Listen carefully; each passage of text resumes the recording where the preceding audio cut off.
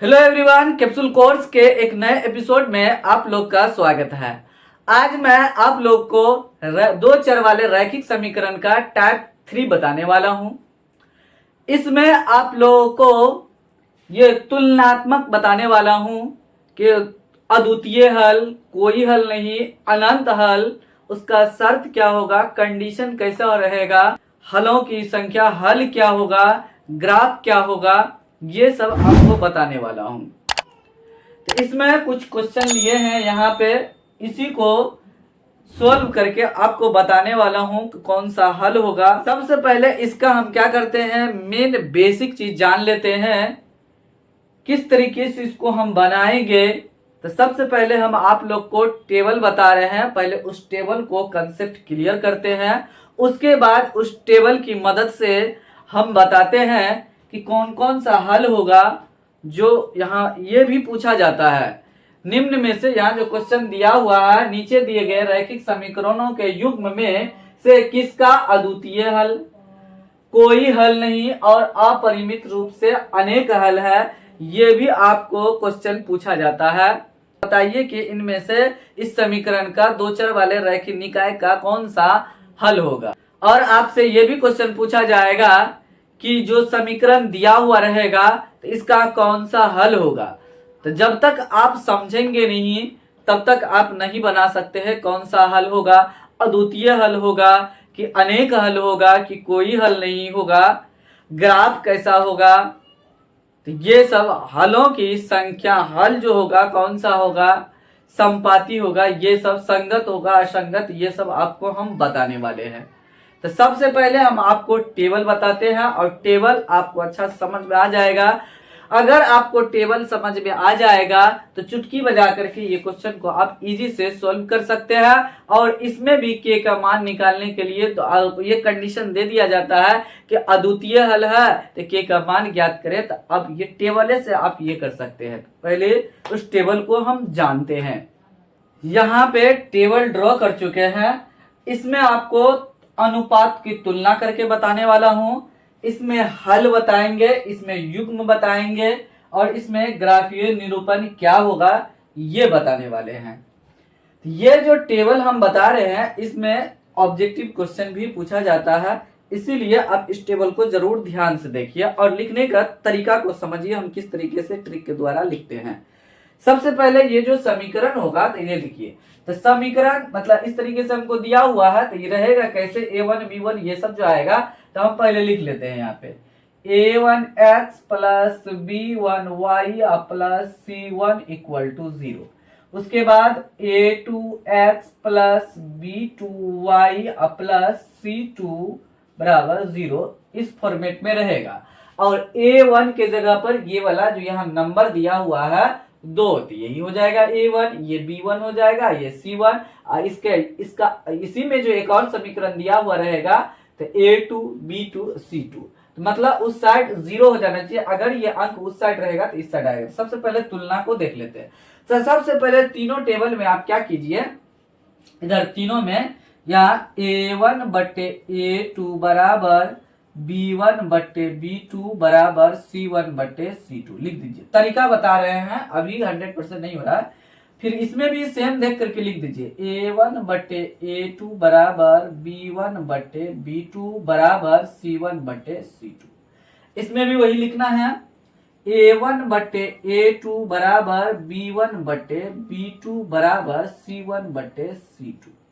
अब इसी से हम क्या करेंगे, बारी बारी से ये जो लिखा है एक अद्वितीय हल, कोई हल नहीं, अपरिमित रूप से अनेक हल, यही शर्त को इसमें लाएंगे। तो कैसे देखिए, तो सबसे पहले क्या लिखा है, अद्वितीय हल लिखा है। अब ये जरूरी नहीं है कि पहले अद्वितीय हल लिखे है वहां पे तो वही हमको लाना है, जरूरी नहीं है। कोई हल भी पहले हम कंडीशन अप्लाई कर सकते हैं, अपरिमित रूप से अनेक हल भी कर सकते हैं।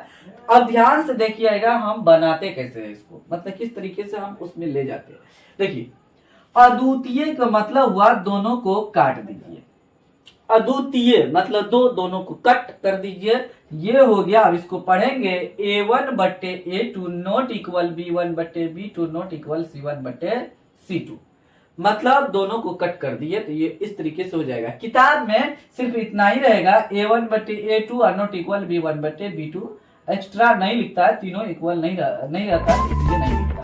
चलिए, तो इसका जो हल होगा एक और केवल एक हल, या उसको दूसरे नाम से जानते हैं एक अद्वितीय हल या अद्वितीय हल भी जानते हैं। एक और केवल एक और केवल एक हल, या और एक अद्वितीय हल या अद्वितीय हल, एक द्वितीय हल ये भी बोलते हैं। अब युग में इसका क्या होगा ये ध्यान देना। देखिए बारी बारी से हम इसको लिखते जा रहे हैं। तो युग में जो होगा अविरोधी होगा, युग्म अविरोधी होगा और संगत होगा। युग्म अविरोधी लिखेंगे मतलब विरोध नहीं करेगा, अविरोधी युग्म होगा, अविरोधी संगत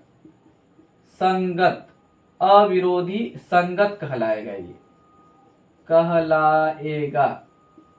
ये ध्यान देना है। उसके बाद ये हो गया अविरोधी, युग्म हुआ अविरोधी संगत। कभी कभी पूछ लेता है संगत है कि असंगत है, तो अविरोधी ये संगत है। इसका ग्राफीय निरूपण जो होगा तो देखिए ये जो है ना प्रतिच्छेद करेगा, किसी एक बिंदु पे प्रतिच्छेद करेगा यहाँ पे। अब जरूरी नहीं इसी तरीके से होगा, ऐसा भी रह सकता है, ऐसा भी रह सकता है। तो अब वह ग्राफ पेपर पे जब हम ग्राफ बनाएंगे तो वहां पता चलेगा कहाँ पे, लेकिन कट करेगा, एक दूसरे को कट करेगा। तो एक बिंदु पे क्या होगा प्रतिच्छेद करेगा, तो लिख देंगे एक बिंदु पर प्रतिच्छेद करेगा, इस तरीके से हम लिख दी। ये हो गया। ग्राफ जब बनेगा तो अद्वितीय हल का ऐसा ही बनेगा ग्राफ, हमेशा ध्यान देना। और जब एग्जाम में दिया जाता है तो अद्वितीय हल का ही ग्राफ खींचने के लिए दिया जाता है, उसी समय हल निकलेगा या 100%। अब देखिए अब हम क्या करेंगे, इधर से अब लेफ्ट से राइट को और हम क्या करेंगे, इसको हम क्या करेंगे ध्यान देना है। मतलब ये जो कट किए थे हटाते जाएंगे, तो अब इसको ये वाला कट को हम हटा देंगे तो ये वाला कट रह जाएगा, 1 बाय 1 हटाना है। इस बार सबको कट कर दिए थे, काट दिए थे तो नॉट इक्वल हुआ था। तो अब देखिए अब ये सिर्फ क्या करेंगे, लेफ्ट से हमको कट को हटाते जाना, नॉट इक्वल को ये जो कट के बराबर नॉट इक्वल काट दिए थे तो मतलब लेफ्ट से हटाते जाना है, लेफ्ट से राइट को हटाते जाना। देखिए ये कट किए थे तो एक स्टेप हम क्या किए हटा दिए थे, इधर रह गया, दोनों नहीं हटाने, एक ही 1 बाय 1 करके हटाना। तो A1/A2 अब बराबर हो गया B1/B2 नॉट इक्वल C1/C2। तो ये जो होगा क्या होगा, इसका जो हल होगा अगला घर में जो हम लिखेंगे, इसका जो हल होगा मतलब ये बराबर है ये बराबर नहीं है तो कोई हल नहीं होगा। मतलब ये इसके बराबर में है और ये इसके बराबर में नहीं है तो इसमें लिखेंगे कोई हल नहीं होगा। कोई हल क्या लिखेंगे, कोई हल नहीं होगा। चलिए इसमें लिखा गया कोई हल नहीं होगा या नहीं है, इसमें ऐसा लिख देंगे कोई हल नहीं होगा। युग्म में इसका हो जाएगा, यहाँ पे ध्यान देना है, ये युग्म हो जाएगा विरोधी असंगत होगा, विरोधी यहाँ पे लिखेंगे विरोधी, अकोष्ठ में असंगत लिख देते हैं, विरोधी असंगत, विरोध करेगा असंगत मतलब उसके संग में नहीं है तो विरोध कर रहा है, उससे अलग हो गया, पार्टी था उसके पार्टी में था तो मतलब विरोध नहीं कर रहा था, जब अलग हो गया क्या हो गया विरोध करने लगा, असंगत हो गया मतलब उसके संग में नहीं है साथ में नहीं है, ये हो गया विरोधी असंगत, उसका युग्म हो गया। इसका जो ग्राफ होगा ये समांतर रहेगा, मतलब उसके समांतर, जब हम इसका ग्राफ खींचेंगे तो क्या हो जाएगा, एक रेखाएं एक दूसरे को समांतर रहेगा, दोनों रेखाएं एक दूसरे के समांतर रहेगा, समांतर रेखाएं हम डायरेक्ट लिख देते हैं समांतर, ग्राफ में निरूपण में समांतर रेखाएं होगा, रेखा ए हो गया ये। अब देखिए तो इसमें पहला सेकेंड स्टेप आए थे, मतलब इसका ये क्रॉस वाला चिन्ह जो हम लिखे थे नॉट इक्वल वहां हटा दिए।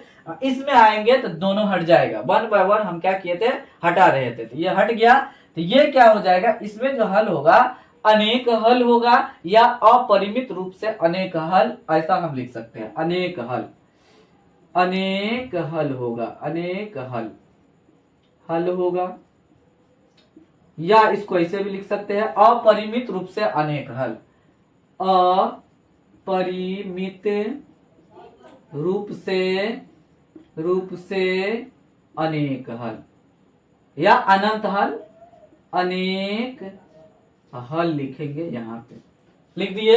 अब देखिए इसका युग्म क्या होगा, ये ध्यान देना है, ये आश्रित रहेगा, एक दूसरे पे आश्रित रहेगा। जब ग्राफीय निरूपण करेंगे ना तो एक के ऊपर एक चढ़ा हुआ रहेगा, आश्रित रहेगा। आश्रित क्या होगा, ये भी संगत होगा, आश्रित, हाँ आश्रित, आश्रित इसमें लिख देते हैं संगत, संगत लिखते हैं यहाँ पे, संगत, आश्रित वाला ये संगत। देखिए तो संगत दो दो ठो आया, एक अविरोधी वाला संगत है और ये आश्रित वाला संगत कहलाएगा यार, हाँ कहला, यहाँ पे ऐसे लिखिए कहलाएगा, मतलब ये आश्रित वाला संगत है और ये अविरोधी वाला संगत है।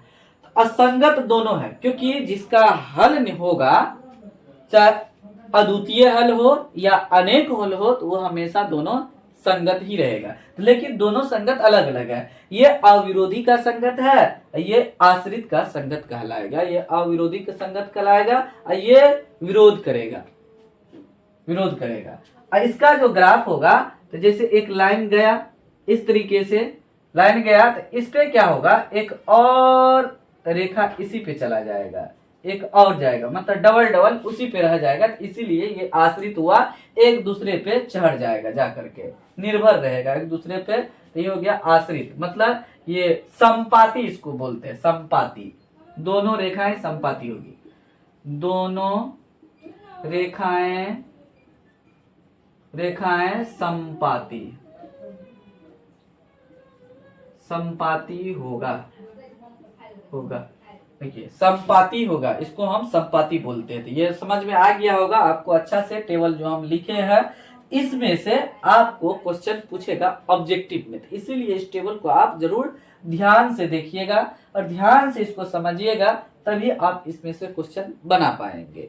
और लॉन्ग में भी देगा, इसको भी हम सॉल्यूशन करते हैं, अभी आपको बता रहे हैं, इसी टेबल की मदद से हम करेंगे। ये टेबल अभी मिटाएंगे और ये जो दिमाग में आ गया है, ये जिस तरीके से आपको बताया है तो पता चल जाएगा। ये इस तरीके से हम कंडीशन को, ये वाला को हम फॉलो करेंगे यहाँ पे और उसको बताएंगे कौन सा हल है, ये वाला और ये वाला हम बताएंगे। ये वाला कंडीशन पे अप्लाई चेक करते जाएंगे और देखते जाएंगे कौन सा हल होते जा रहा है, यहाँ पे यही चेक करने वाले हैं। चलिए अभी जो आपको टेबल बताए हैं उस टेबल को हेल्प से इस क्वेश्चन को हम क्या करेंगे, सॉल्यूशन करेंगे। तो आप वीडियो को बहुत ज्यादा ध्यान से देखिए, अगर थोड़ा सा भी मिस कर देंगे तो ये वाला समझ में आपको नहीं आएगा, तो बहुत सारा क्वेश्चन आपसे मिस हो सकता है, तो इसलिए आप ध्यान से देखिए। पहला नंबर क्वेश्चन को हम क्या करते हैं, सॉल्यूशन करते हैं। यहाँ पे सॉल्यूशन लिख रहे हैं, पहला नंबर क्वेश्चन है यहाँ पे जो दिया हुआ है। तो हम क्या करेंगे, डायरेक्टेड हम क्या करेंगे, a1 b1 उठा लेते हैं। इसमें a1 b1 ये वाला, इसमें सी वाला टर्म 0 है तो 0 लिख देंगे डायरेक्टेड। देखिए a1 बराबर क्या हो जाएगा, x के बगल में कोई अंक नहीं है तो 1 लिखेंगे, और b1 लिखेंगे यहाँ पे, b1 बराबर इसी का a1 b1 चिन्ह के साथ उठाना है यहाँ पे, तो -2, और c1 बराबर यहाँ पे अगला नहीं है तो 0 लिख देंगे। उसके बाद a2 इसी का दूसरा वाला समीकरण, इसी क्वेश्चन का, तो a2 बराबर 3 हो जाएगा, और b2 बराबर 4 हो जाएगा, और c2 बराबर क्या हो जाएगा, -20 हो जाएगा। अगर इस रूप में नहीं लिखा है तो इस रूप में लिख देंगे, पहला नंबर क्वेश्चन। अब उसके बाद हम क्या करेंगे, पहले काटना नहीं है आपको, सबसे पहले हम क्या बताए थे, सब में बराबर लिख देना है और अंक बैठा करके, तब बाद में पता चलेगा, पहले नहीं पता चलेगा क्या है, कौन कंडीशन पे जा रहा है, कौन तुलनात्मक अनुपात पे जा रहा है हमको अभी बिल्कुल नहीं पता है तो हम क्या करेंगे, पहले सब में बराबर लिख देते। A1/A2 बराबर B1/B2 बराबर C1/C2 लिख दिए। अब अभी भी नहीं पता चल रहा है कौन सा तीनों में कौन सा पे गया है, तो हम पहले मान बैठाएंगे। यहाँ देखिए A1 का मान 1 है बट्टे A2 है, A2 का मान क्या है 3 है, बराबर B1 का मान कितना है -2 है, अब B2 का मान कितना है 4 है, बराबर C1 का मान कितना है 0 और C2 का मान कितना है -20 हो गया। इसको काट के 2 का 2 2 दूना 4, तो ये हो जाएगा 1/3 बराबर -1/2 बराबर 0 हो जाएगा। तो 0 बटे इसको 1 लिख सकते हैं, -20 से भागा देंगे तो 0। अब देखिए कोई किसी का बराबर दिखाई दे रहा है, नहीं दिखाई दे रहा, तो अब नीचे से ऊपर तक काटते जाइए। यहाँ पे देखिए पता चल गया ना, आप काटते जाइए। इससे क्या होगा, हमको कट कुट करना नहीं पड़ेगा। पहले ये हम काट देंगे, पता ही नहीं चलेगा कि इसको तीनों को दोनों को काट देना है या इसको नहीं काटना है, इसको काटना है, या तीनों बराबर रखना पड़ता। बराबर रखिएगा तो काटने में इजी हो जाएगा। देखिए बराबर रखिए, तो अब कोई किसी का अंक बराबर नहीं आया तो हम क्या किए, तीनों को यहाँ पे काटते चले गए। यहाँ पे इसको भी काट दिए, इसको भी, तो यहाँ पे हो गया। अब ये कौन सा पहला वाला चल गया, A1/A2 not equal B1/B2 not equal C1/C2, इस पे चला गया। तो जब इस पे चल गया तो कौन सा हल हो जाएगा, अदुहल जो होगा अद्वितीय हल हो जाएगा। एक अद्वितीय हल है, यहाँ लिखेंगे एक और केवल एक हल होगा या अद्वितीय हल होगा, लिखेंगे अद्वितीय हल होगा। समीकरण निकाय का यहाँ पे लिख देते हैं, समीकरण निकाय का, ये जो समीकरण था निकाय का अद्वितीय हल होगा, अद्वितीय हल होगा। पता चल गया होगा। अब उसके बाद हम क्या करते हैं, दूसरा नंबर क्वेश्चन को यहाँ सोल्व कर देते हैं। चलिए तो दूसरा नंबर क्वेश्चन को हम यहाँ सोल्व करते हैं। तो A1 बराबर, यहाँ से देख के लिखना है, A1 बराबर 2 और B1 बराबर लिखेंगे उसके बगल वाला Y वाला, तो क्या है यहाँ पे 3 है, 3 लिख दिए। C1 बराबर कितना है -9 है। उसके बाद A2 अगला, उसी का अगला समीकरण, उसमें जो 2 दिया हुआ है, तो A2 बराबर कितना हो जाएगा 4 और B2 बराबर हो जाएगा 6 और C2 बराबर हो जाएगा -18। चलिए उसके यहाँ पे समीकरण को देख करके यहाँ पे लिख दिए हैं। दूसरा नंबर क्वेश्चन है, A1 2 है, B1 3 है, C1 -9 है, और A2 4 है और B2 6 है और C2 -18 है। चिन्ह के साथ उठाना है। तो हम, अगर आपको A1 B1 लिखने में दिक्कत है तो A/A लिखिए, बराबर B/B लिखिए, बराबर C/C लिखिए। ऊपर वाला को 1 सबको देते जाइए और नीचे वाला को 2 देते जाइए, तो हो गया ना। इस तरीके से अभी नहीं पता चल रहा है कौन सा तुलनात्मक का अनुपात पे गया है, नहीं पता चल रहा है। इस तरीके से पहले सबको लिख देना है, उसके बाद वैल्यू पुट करना। A1 का मान कितना है 2, A2 का मान 4 है, बराबर B1 का मान कितना है 3 और B2 का मान कितना है 6, बराबर C1 का मान कितना है -9, C2 का मान कितना है -18। अब देखिए इसको काट गया, 2 का 2, 2 दूना 4, 3 का 3, 3 दूना 6, माइनस कट गया, 9 का 9, 9 दूना 18। तो क्या आया 1/2 बराबर 1/2 बराबर 1/2। देखिए तीनों बराबर हो गया। तो इसीलिए पहले अगर काट देते तो नहीं पता चलता ना, तो इसीलिए पहले नहीं काटना है, फिर घस घुस हो जाएगा तो बहुत ज्यादा दिक्कत हो जाएगा, देखने में अच्छा नहीं लगेगा, मार्क भी कट सकता है। तो ये को तीनों जब बराबर हो जाएगा तो क्या हो जाएगा, अपरिमित रूप से अनेक हल होगा। अपरिमित हल जो होगा यहाँ पे अपरिमित रूप से अनेक हल होगा। इस तरीके से हम लिखेंगे, अपरिमित रूप से अनेक हल होगा। चलिए इसके बगल में हम क्या करते हैं, तीसरा नंबर क्वेश्चन का सॉल्यूशन कर देते हैं। यहाँ पे देखिए, उसके बाद यहाँ पे देखिए A1 बराबर यहाँ पे x के बगल में कोई अंक नहीं है तो 1 लिखेंगे, B1 लिखना है, C1 बराबर लिखेंगे -4 लिखेंगे। तो गया -4 लिखा गया C1। उसके बाद A2 बराबर, उसके बगल वाला जो समीकरण है ये A2 बराबर 2 हो गया, और B2 बराबर क्या है, तो यहाँ देखिए 4 लिखा है तो 4 लिखिए, और C2 बराबर कितना है -12। तो फिर क्या कीजिए आप, A बट्टे A बराबर B बट्टे B बराबर C बट्टे C लिखेंगे। ऊपर में 1 देते जाएंगे, नीचे में 2 देते जाएंगे, हो गया ना। मतलब 3 बार 1 लिखेंगे 111, यहाँ 222 नीचे में लिखेंगे। A1 बट्टे A2 अभी बराबर है, अभी पता नहीं है, अभी बराबर बड़ा कंडीशन पे चल गया, अनेक हल पे हम लिख दिए हैं। अब पहले वैल्यू को पुट करते हैं। A1 1 है बट्टे 2 बराबर B1 2 है, यहाँ पे 4 बराबर क्या हो जाएगा -4 बट्टे -12। यहाँ पे देखिए ये कटेगा, 2 का 2, 2 दूना 4 हो जाएगा, माइनस माइनस कट गया, 4 का 4, 4 तिया 12 हो गया। तो अब देखिए यहाँ पर 1 बट्टे 2 बराबर 1 बट्टे 2, अब बराबर यहाँ लिखेंगे तो 1 बट्टे 3। क्या ये 1 बट्टे 2 ये तो बराबर है 1 बट्टे 2 के, लेकिन 1 बट्टे 2 1 बट्टे 3 के बराबर है, तो ये दोनों आपस में बराबर नहीं है। तो इसको काटिए, इसको काटिए और इसको काटिए, बाद बाकी किसी को नहीं काटना है। तो इसमें हल क्या हो गया, तो हल कोई हल नहीं होगा। यहाँ पे लिखेंगे समीकरण निकाय का, यहाँ पे समीकरण निकाय नहीं लिखे हैं तो आप लिख दीजिएगा, हम नहीं लिख रहे हैं। तो क्या हो जाएगा, को समीकरण निकाय का कोई हल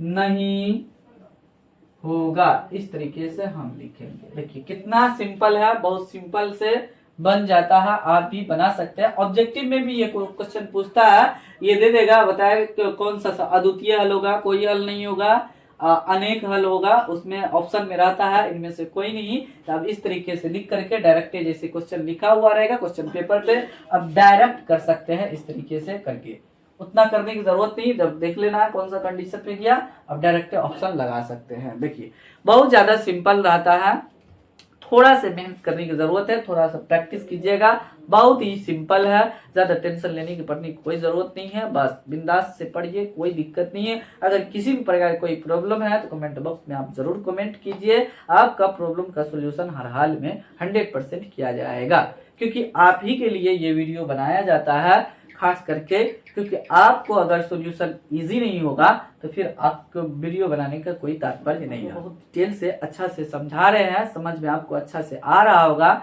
नहीं आ रहा है तब भी आप कमेंट बॉक्स में जरूर कमेंट कीजिए। आशा करता हूँ आप लोग को अच्छा से समझ में आ रहा होगा और आप लोग अच्छा से बिहार बोर्ड की तैयारी कर रहे होंगे। अभी तक आप इस चैनल को आप सब्सक्राइब नहीं किए हैं तो सब्सक्राइब करना तो यार बनता है, जल्दी से सब्सक्राइब कर दीजिए, बेल आइकन को प्रेस कीजिए ताकि आपको लेटेस्ट वीडियो का नोटिफिकेशन आपको मिलते रहे, उससे मिस ना हो आपका। एकदम सीरीज पूरा सीरीज को देखिए, सीरीज चैप्टर बाय चैप्टर चल रहा है, जो जो चैप्टर का सीरीज आप इस चैनल पे डाला जाएगा सब आपको नोटिफिकेशन के द्वारा प्राप्त हो जाएगा। चलिए तो चैनल को देखते रहिए, मुस्कुराते रहिए, हंसते रहिए। Thanks for watching this video. मिलते हैं अगले टाइप में, इसी का अगला टाइप आपको बताने वाले हैं।